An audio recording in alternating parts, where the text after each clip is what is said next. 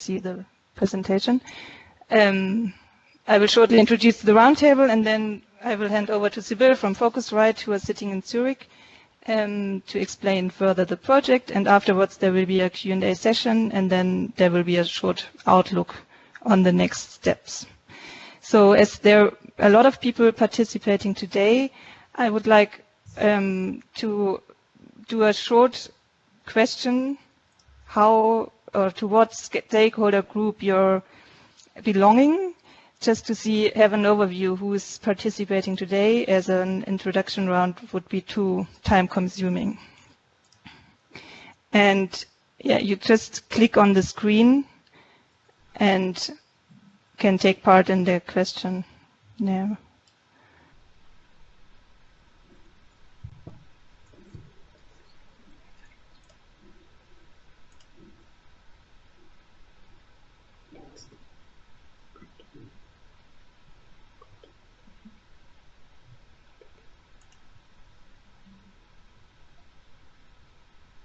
So 15 people told us who they belong to from the stakeholder group perspective. And so there are quite a lot of businesses today. There are associations. There are some civil society organizations. There's also a government development agency and a multi-stakeholder initiative. And some people also use the chat function, so we can see that it's, yeah, we also have quite a multi-stakeholder group in this webinar. So shortly to introduce the roundtable to those who are not yet in contact with us. The roundtable is an international multi-stakeholder initiative that was founded in 2012. And registered as a non-profit association in Germany in 2015. So up to date, the Roundtable has a membership of 32 members from 6 countries and representing different stakeholder groups. So there are tour operators, travel associations, NGOs and civil society organizations, institutions and multipliers, and also certifiers. The participation to the roundtable is open to everyone, to all actors who identify with the principles of the roundtable. So there is a commitment for each stakeholder group that is also on the website, and who commit to human rights due diligence. The roundtable aims to develop criteria and concepts according to the UN guiding principles on business and human rights. It tries to implement human rights standards into the business processes of tour operators by providing information and various materials, and to support knowledge transfer, and also, like in this case, deepen and exchange experiences of the members, but also of the sector, through working groups and pilot projects. And one of these pilot projects is the project that we are also talking today. And we are acting as an open platform, and so the tools that we develop are free for the whole sector. And we also aim, of course, to strengthen the political dialogue and the partnership with other initiatives. And we would like to also raise awareness in the public and the media about human rights due diligence. So following the UN guiding principles, the assessment of potential and actual human rights risks and impacts is a core part of the due diligence process of a business, and it provides also the basis for defining and working on appropriate measures to prevent, mitigate and remedy adverse human rights impacts that appear in the value chain of a business. So this is the basis also for the current Roundtable project, and I would like now to hand over to Sibyl. But before that, I would like to once more ask you a question, because we really want to fulfill your expectations of the webinar. So we would like to shortly know from you what are your expectations or what the goal, why you joined this webinar today. So if you just write it in the chat function, we will try to then fulfill your expectations or make clear if it's not possible today to discuss your questions maybe.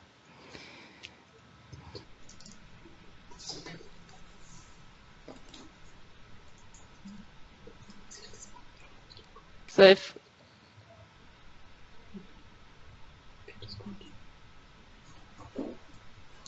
you don't need to answer, but it helps us to see what are your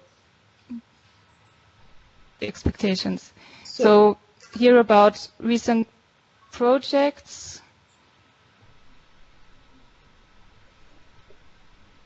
An update, understand how the Roundtable advises members to undertake a human rights impact assessment, learn more about the human rights impact assessment developments.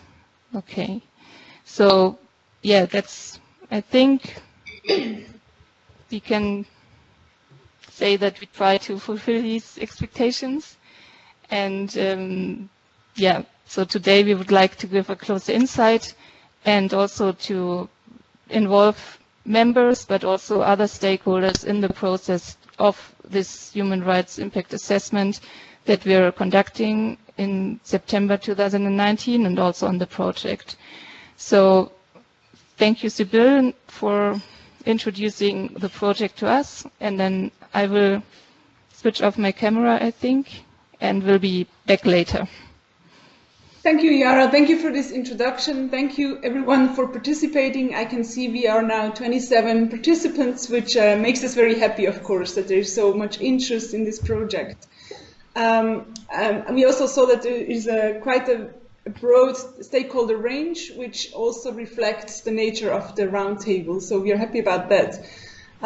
You can see on the following slide how this project that we are actually currently working on is twofold. So we're actually talking about two projects. You can see on the upper part of the slide, you can see the part which is funded by GIZ, which is today present also in the webinar. They are supporting mainly the part of the project which is developing what we call a blueprint. So you will learn more about it.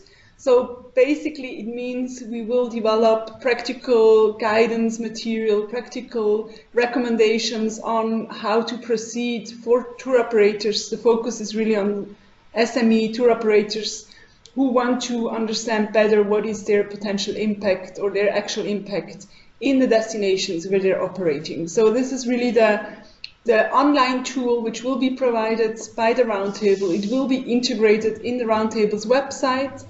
So it will be made public to everyone, and it will guide you very practically through such a process.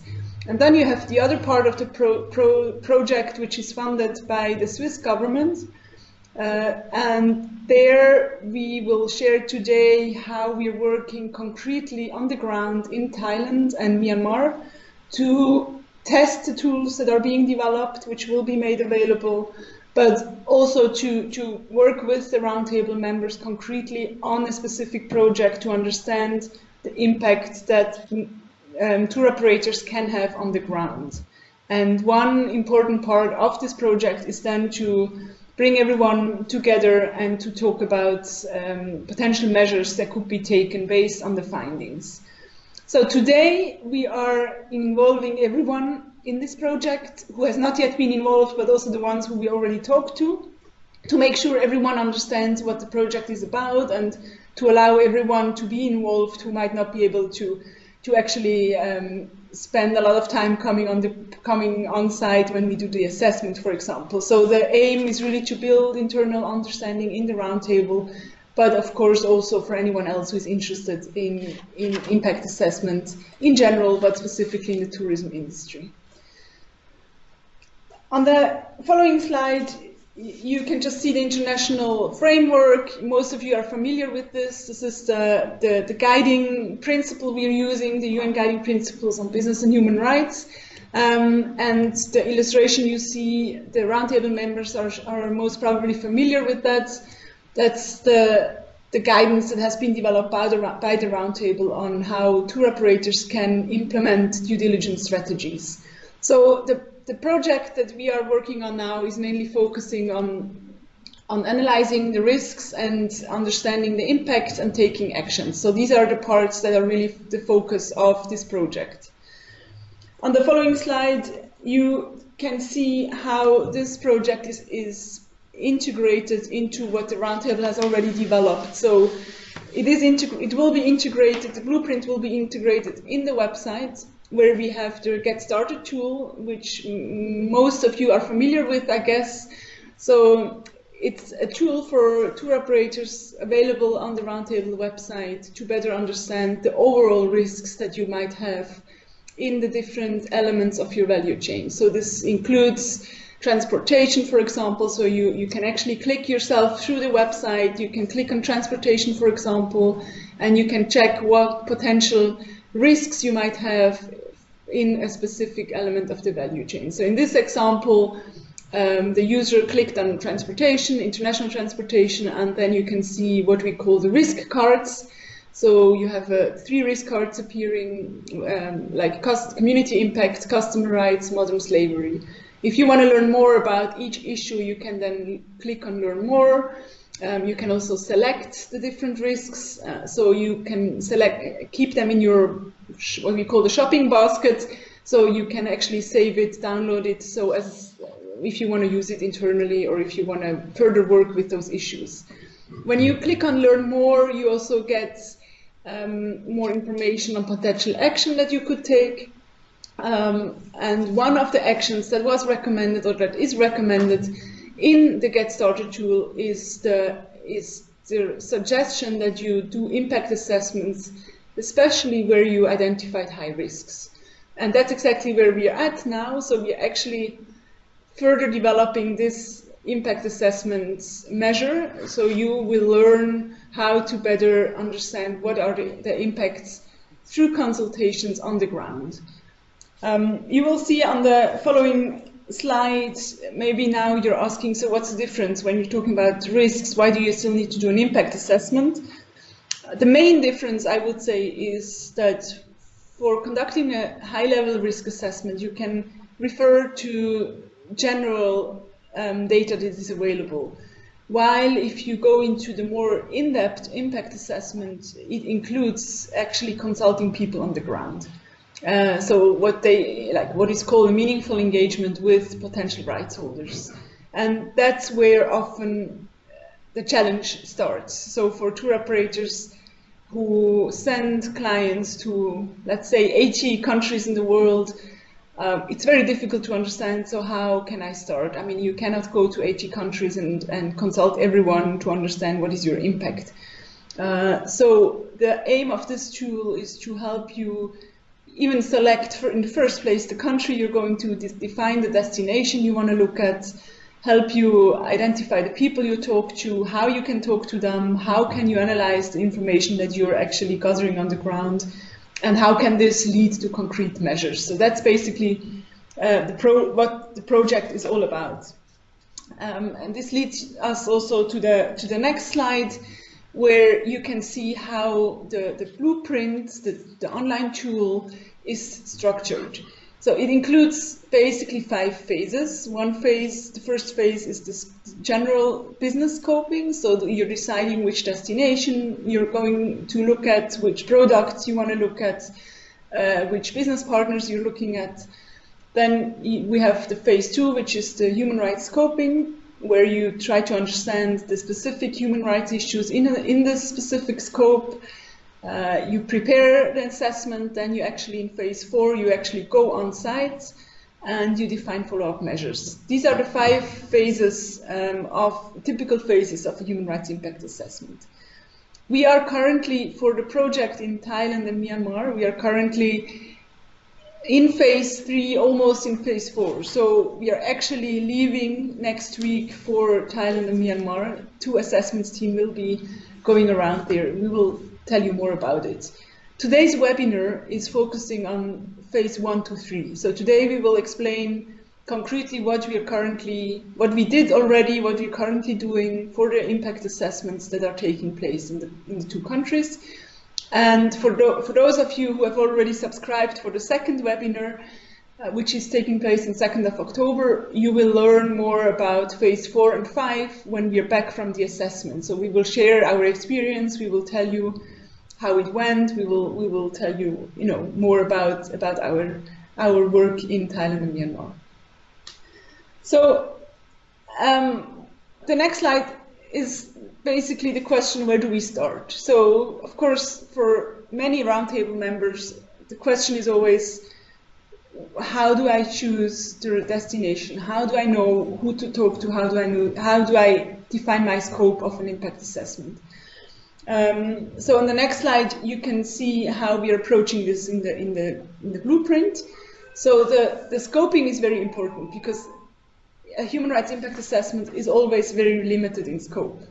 And we are strongly recommending to really narrow a scope if it's to be meaningful, because you cannot meaningfully engage with people if the scope is too big. It's just not realistic. So the way we are suggesting the scoping is to do it twofold, like to really to limit yourself in the value chain that you're looking at, limit yourself in the products you're looking at, and then look at really specifically the human rights issues that you might find in this specific scope. There might be always a lot of other topics popping up, and I think that's really the challenge in such a project, how to make sure you're really looking at somehow the link to your business value chain. So this is for the introduction. What we didn't say in the beginning, please feel free to ask questions through the chat throughout the webinar. We can, in parallel, try to respond to it, or we will take it up in the end, but feel free to interact if that's needed. And in terms of the structure of this further presentation, we will, for each phase, we will tell you what we did for Myanmar and Thailand, and at the same time show you how this will look like, more or less in a draft version, how this will look like in the blueprint tool, which will be provided. I will now hand over to Matthias, who is going to explain you about our experience from Myanmar and Thailand for the scoping phase. Okay, thank you.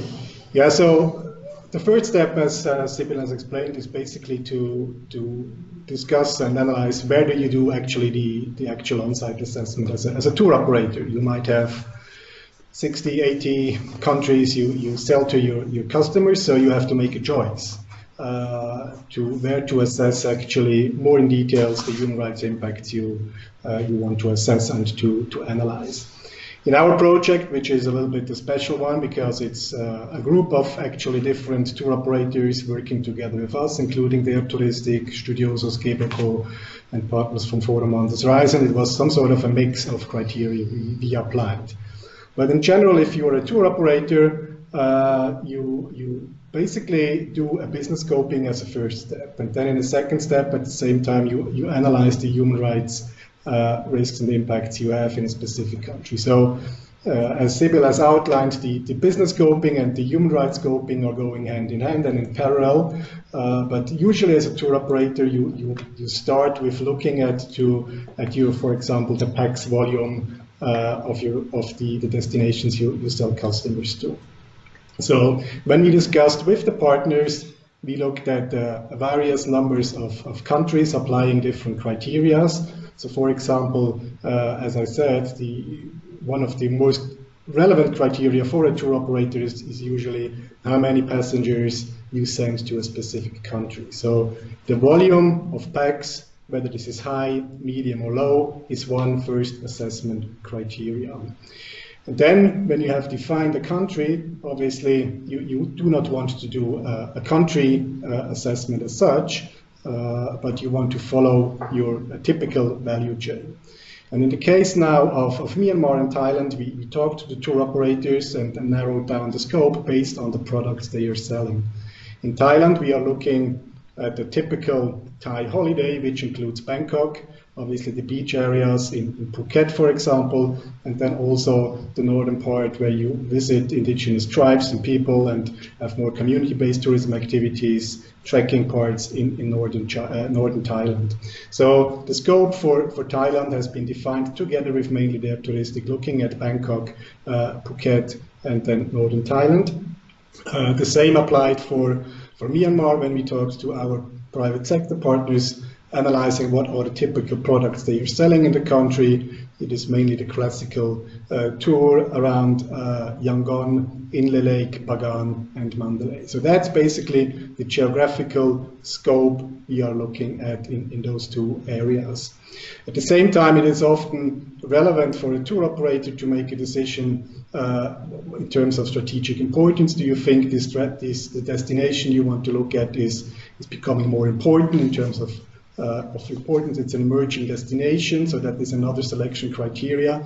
And then what is also very important to see whether you have existing contacts in the region.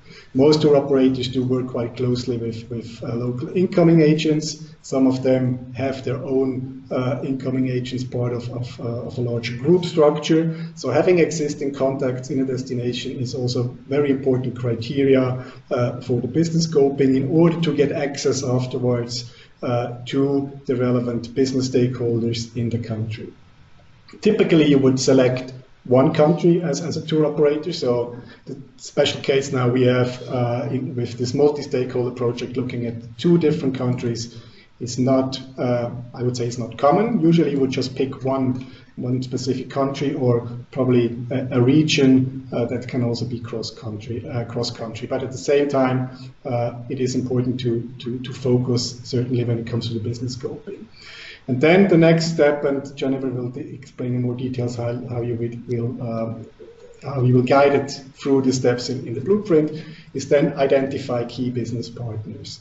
And here it's also important that you look at the whole value chain. When we talk about business partners, this includes obviously the local DMC, the accommodation, including hotels, resorts, probably smaller community-based tourism activities and accommodation. You want to talk to the tour guides, to the bus companies, to the transportation companies. So the mapping actually of the different key business partners is a very important exercise. It takes a lot of time. It is also not always easy to access them because usually they do not speak English very well. So you have to work with your local DMC to get access to those partners. I think this is, in a nutshell, what we did so far in terms of business scoping. And Jennifer will guide you now very briefly through a few slides, the different steps, how you will be guided actually in the blueprint through the different steps in terms of business scoping. Yes, thank you, Matthias.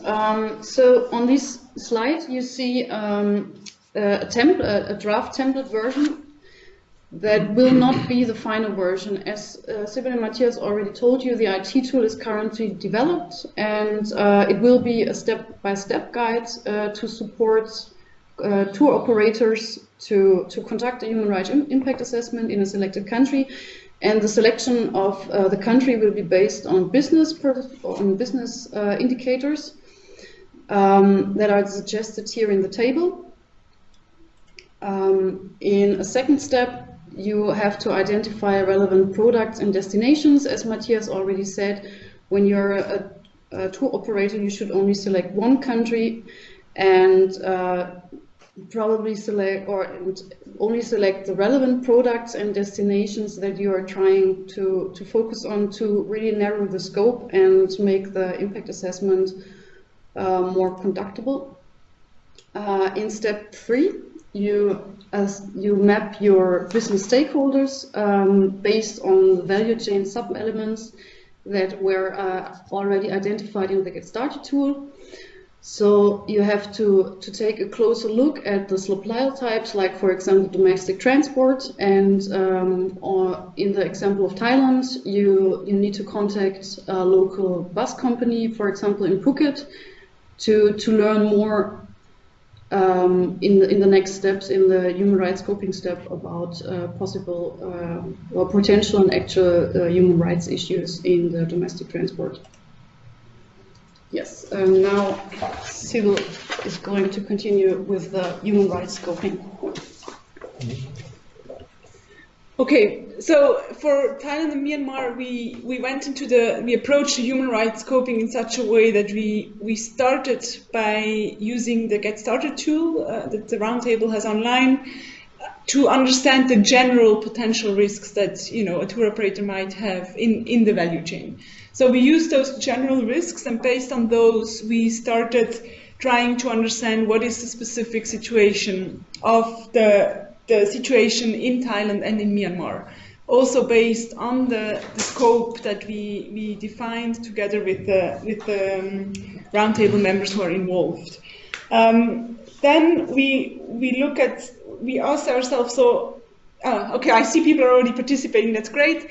So the question to you is actually, what do you find the most difficult going to address, or the most challenging issue to address when you're actually operating somewhere in a destination? I'm going to leave it open for a while to see what's coming back. The reason why we're asking is that the impact assessment might really help you to address especially those issues. So the aim of an impact assessment is not to look at the issues that you already know or that you're already very comfortable with talking about, but it's actually an opportunity to look into the more delicate issues. That's why we see this as an important tool. So I'm seeing it's changing. Is everyone seeing the results already?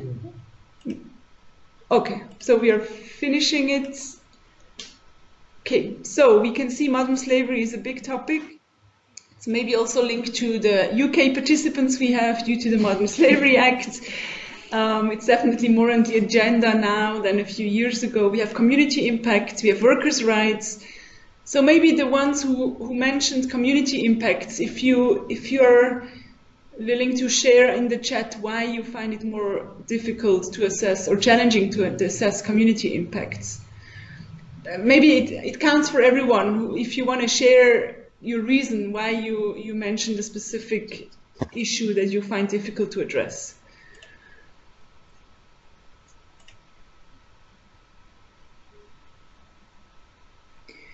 Anyway, so I'll let you write, for anyone who wants to write.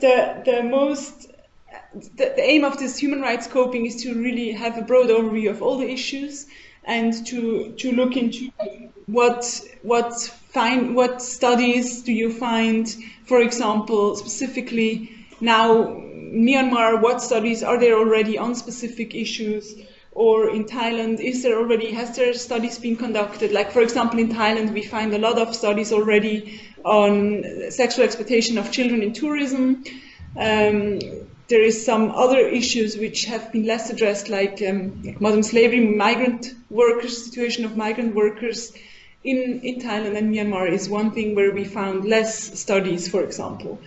Then there is some topics where we already noticed that when we try to find stakeholders who are specialized in those topics on the ground, that there is less, like, for example, in Myanmar, the whole question around land grabbing, community impacts, land grabbing, is one issue which is very politically sensitive, and it's difficult even to find stakeholders who are willing to speak about the topic in the country. So that's basically the aim of this whole scoping phase in the human rights scoping part, to get a better feeling of which topics can easily be addressed, which topics are more difficult, and then this will influence how we consult people on the ground. It will also influence how we develop our questionnaires for the interviews, knowing certain sensitivities and having a better overview of potential issues. So this is now the stage we are at in Myanmar and Thailand. We have a whole list of stakeholders for the specific topics who will help us give information on those topics. And we have a whole list of desk research, with a lot of studies on different topics that are related to human rights in tourism.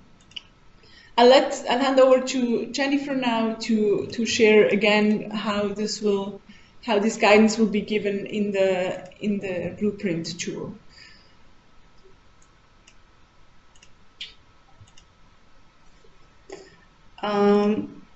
Sorry, we are trying to open the PowerPoint presentation again, but somehow we have technical issues. Yes. So for the, really sorry for that. So, so the next step would be, or the first step of the human rights scoping would be the generic human rights risk assessment. So, now we, great, okay. Yeah, so that's the generic human rights risk assessment, which is based on the value chain sub-elements or the supplier types that were pre-selected in the business scoping, and based on the supplier types you will get a generally automatic generated list, with the human rights issues linked to the supplier type, and you will get examples what kind of human rights violations might occur in this specific supplier type. So for example, for domestic transport, there might be a high risk for the violation of workers' rights of local bus drivers. And yeah, so this is, but just keep in mind, this is just a draft version. The final version is currently developed. So the second step would be the stakeholder mapping. The stakeholder mapping is overview of the human rights issues linked to certain stakeholders with expertise in these human rights fields. And to map your stakeholder, it's best to first think about the human rights issues, like for example children's rights violations, and then link it to a relevant stakeholder, like for example UNICEF. Try to find contact of this stakeholder and insert it into this map. But if for you it seems to be too difficult to map your stakeholders, we also are preparing guidance material for the stakeholder mapping. So there will be a list where relevant stakeholders will be linked to human rights issues, and you might, if you want to, you can contact these if they are relevant for your on-site assessment, but you are not supposed to contact each and every stakeholder that is on this list. It's just guidance material for you. So, and on the third step is the guidance for desk research. During your stakeholder mapping, you might find destination-specific information, studies, report that might be interesting for your later on-site assessment. And in this step, you can collect all this information in the prepare table and insert the study links, the title, the stakeholder type, etc. So now you have in the phase 1 and 2, actually, you collect a lot of information. You have for Thailand and Myanmar, we have a long list of business stakeholders. We have a long list of civil society stakeholders, of grassroots organizations, international organizations, government agencies, associations. So we did not count in detail, but all in all, I think we have a list of roughly 200 people we have already been talking to. We have reached out to. We will also meet during the assessment. So what is now needed is the definition of the exact scope of the assessment based on the information you have gathered. I think it's very legitimate to set certain priorities, so you cannot fulfill anyone's expectations. I think you have to be clear about what is the aim of the project, what is the aim of such an impact assessment, what you can do and probably what you cannot do. I think that's certainly also from a tour operator perspective important that you define the exact scope based on information collected, and you set concrete priorities also when you select the stakeholders you want to conduct. In the prioritization of stakeholders, I think there are two aspects that are relevant. One is that you have to have a good balance when you talk about private sector stakeholders. So you should not only talk to hotel management and restaurant management. So you should also consult workers in the hotel and workers in the restaurants, and ideally have potential reach out to sex workers now, for example, in Thailand, together with a local organization. And secondly, I think you should cover the whole value chain, looking at the souvenir shops, at the transportation, at the tour guides, at the hotels, restaurants, and so on. So I think that's one thing that is important when it comes to the prioritization of the business stakeholders. Second, when we talk about more the human rights scoping and human rights stakeholders, again here I think it's important that you cover in the on-site consultation the most relevant human rights issues, that you reach out to community organizations, that you reach out to organizations that are working on child protection, that are working on migrant workers, and so on. I think that's important in terms of scoping. When you develop the assessment plan, I think you need to be flexible. You deal with different cultures, both in Myanmar and Thailand. People are not always very responsive. As I mentioned already before, when you reach out to small community organizations in rural areas, in Chiang Mai, for example, or around Lake Inle, they are not fluent or they do not read and understand English. So you need a local facilitator who can help you initiating contacts and make clear what you want from them. You also have to manage expectations right from the beginning, saying this is what we do, this is what we intend to do afterwards, but it will not change actually the whole world within 1 or 2 years. I think managing expectations and reaching out is also important. When you set up actually the whole assessment team and the on-site schedule, you need flexibility. Things change, people might be available at a certain day, they might change the schedule, so you need flexibility and you need a lot of time, and also making sure that you have time between the different interviews and consultation to digest and collect the information needed. You need time for transportation and logistics. That might be quite obvious for people working in the tourism sector, but it's not always that obvious for other people conducting or supporting us in this field work. Then the assessment team, it's also important when you think about the assessment team. As you know, probably already, it will be Sibyl and Yara mainly covering Myanmar, and Tony from their touristic, and myself focusing on Thailand. But we need obviously local support, local help to conduct the assessment. So we work in Myanmar in collaboration with different people from the Center for Business and Human Rights, for example, the Myanmar Responsible Tourism Initiative, and in Thailand we have organizations that are working mainly on community-based tourism, but also have a track record in civil society consultation. Also, gender balance is a very important topic when you reach out to stakeholders and people on the ground. So we have actually male and female people actually joining the assessment team. Language is an issue. So there's a lot of things you have to consider in terms of preparation of the assessment. And again, the blueprint that Jennifer will now explain you in more details will exactly give you some concrete guidance and recommendations and tips and tricks and checklists what you have to consider when you conduct such an assessment. Yes, thank you, Matthias. So now in step 3, there are no template lists to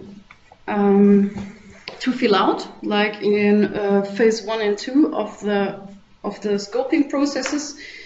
It's important to mention that these two, the templates in the 2 scoping processes will only be you will only be able to fill information into these templates if you are a member or if you are logged in on the website.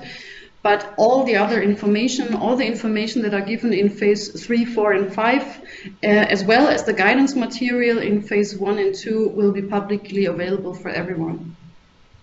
So the first step of the preparation phase is the prioritization of stakeholders, and here you will probably have problems with prioritization of it's much easier to prioritize and select your business partners, but prioritization of stakeholders, which you might not have been in contact before, might be quite difficult. So we have here some checklists and guidance material prepared in the tool to support you in the selection and prioritization of the stakeholders.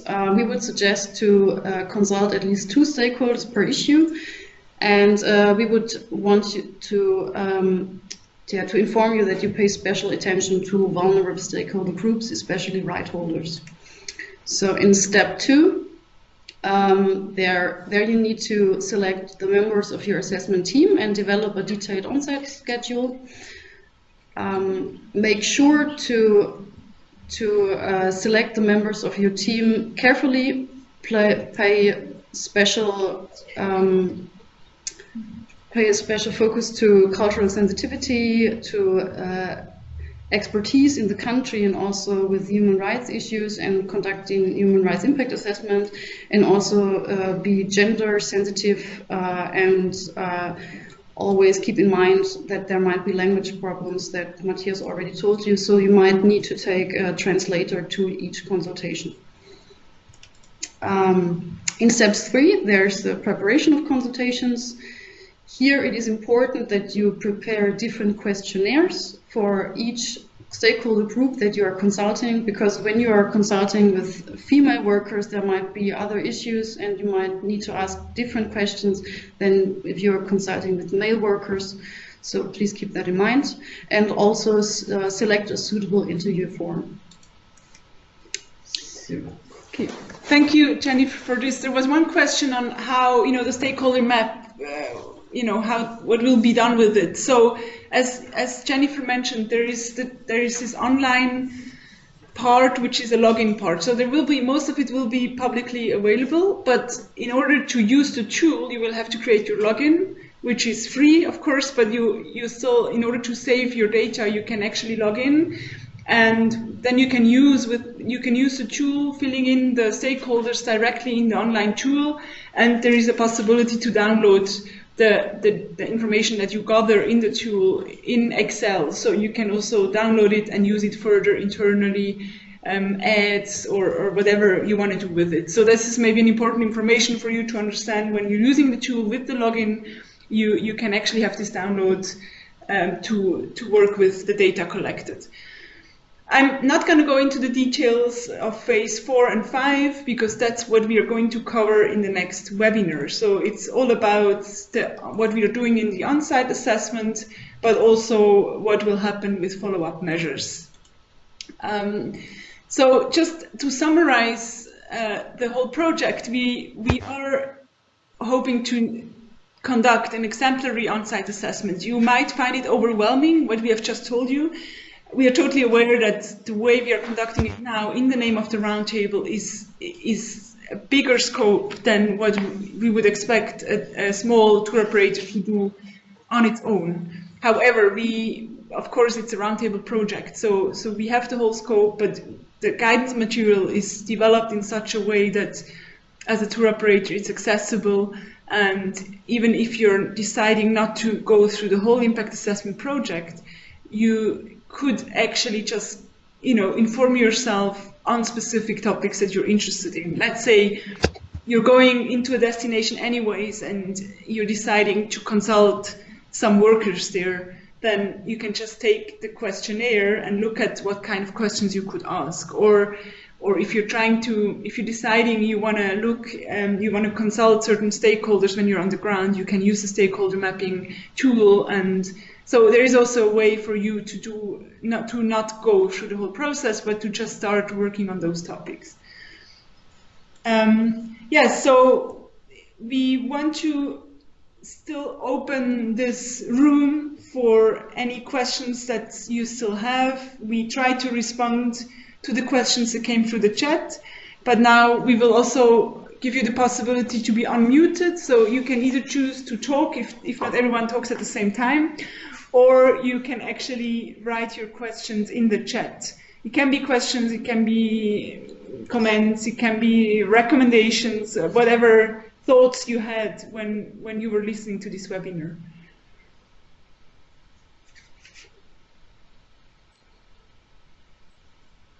Yes, would you like to say something? I see someone has put the video on. Moro? No.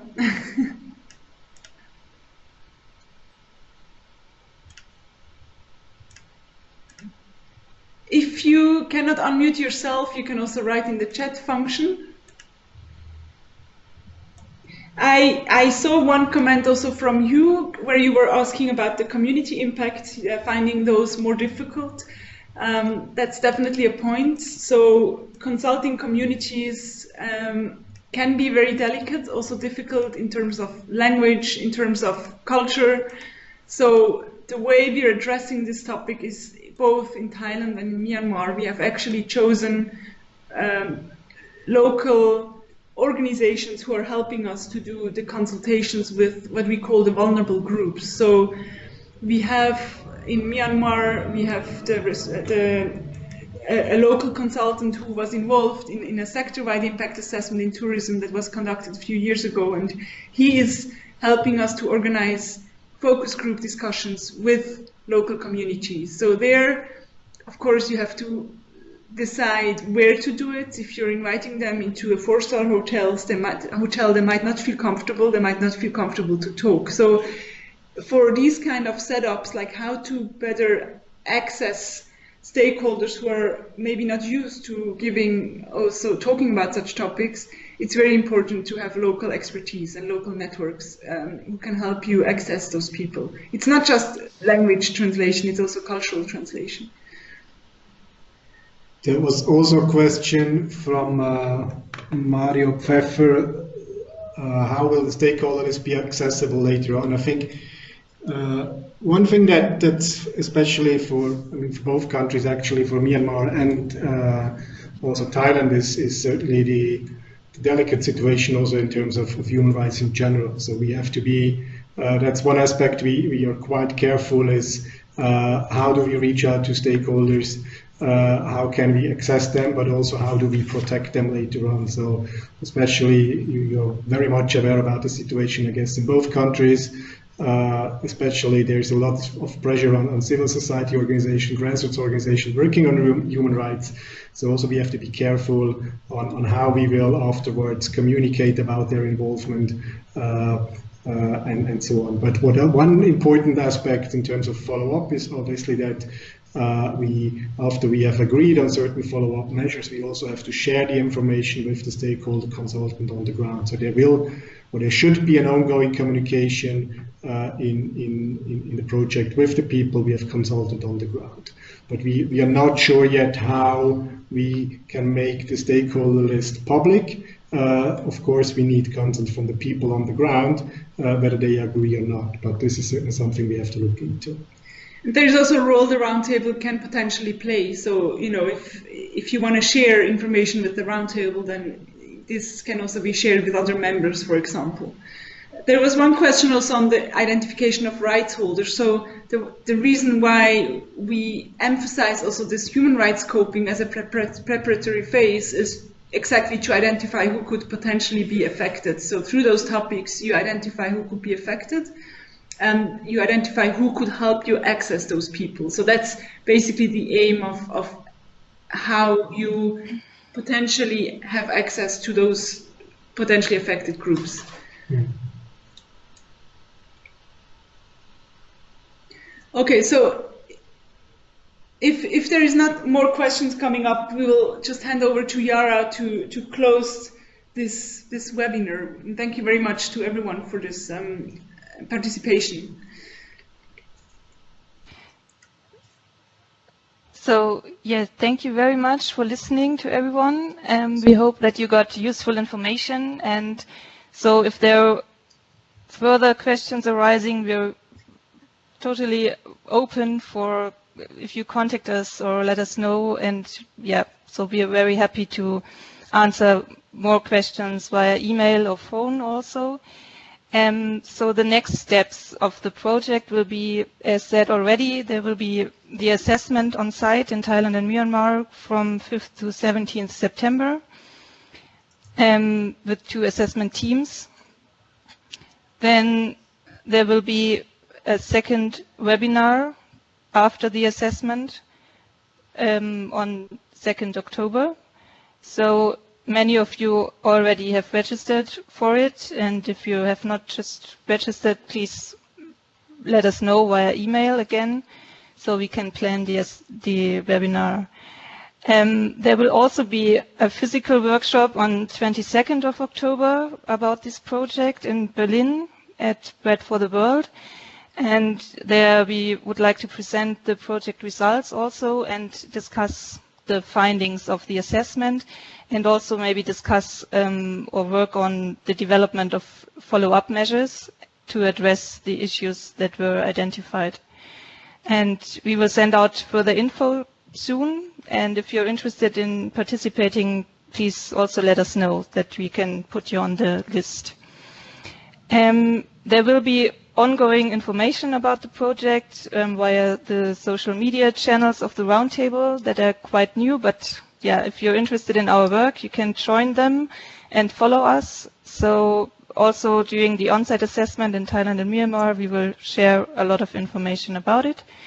And yeah, so with this, I would like to thank you. And also, if you're feeling like you need more feedback or you have questions on the process, please let us know. And to improve the next webinar, so there were some slight technical issues today. We are very sorry about this. We would once more ask you to tell us if you have any recommendations for the next webinar that we can take with us. And otherwise, yeah, I thank you very much.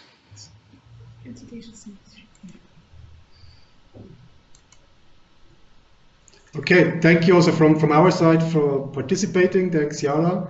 And if you have any feedbacks and comments and urgent inputs, we also are available. Thanks a lot, and hope to hear you after our on-site assessment in Thailand and Myanmar. Thank you. Thank you very much. Thanks. Bye-bye, everyone. Goodbye.